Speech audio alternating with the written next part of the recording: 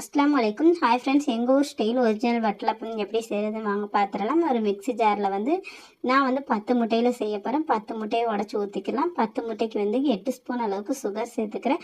அது கூடவே ஒரு பாக்கெட் பால் பவுடர் சேர்த்துருக்கேன். அதையுமே சேர்த்து நல்லா ஒரு ரவுண்டு ஃபுல்லாகவே கரைகிற வரையும் அரைச்சி எடுத்துக்கலாம். நல்லாவே அரைஞ்சி வந்ததுக்கப்புறம் தேங்காய் பால் அந்த கருப்பெல்லாம் திருவாமல் அந்த ஒயிட்டை மட்டுமே திருவி நம்ம பால் எடுத்தால் தான் வட்டலப்பம் ஒயிட் கலராக நமக்கு கிடைக்கும். அந்த கெட்டியான மில்கையுமே சேர்த்து நல்லா அரைச்சி எடுத்துக்கலாம். ஒரு குக்கரில் ஒரு ஸ்டாண்டு வச்சுட்டு தண்ணி கொஞ்சமாக ஊற்றி நல்லா கொதிக்க வச்சுக்கலாம். அதுக்கப்புறம் ஒரு பாத்திரத்தில் 2 ஸ்பூன் அளவுக்கு நெய் சேர்த்துட்டு திராட்சை முந்திரியை வறுத்து எடுத்துக்கலாம். இப்போ அந்த பாத்திரத்தை உள்ளே சேர்த்துட்டு நம்ம அடித்து வச்சுருக்க முட்டை கலவையை ஒரு ஃபில்ட்ரு வச்சு நல்லா வடித்து எடுத்து அது மேலே ஒரு மூடி போட்டுட்டு விசில் எதுவும் போடாமல் நல்லா குக்கரில் ஒரு அரை மணி நேரம் அப்படியே வேக வச்சு எடுத்தோம் அப்படின்னா சூப்பரான வட்டலப்பம் ரெடி. கண்டிப்பாக ட்ரை பண்ணிவிட்டு எப்படி இருக்குன்னு சொல்லுங்கள்.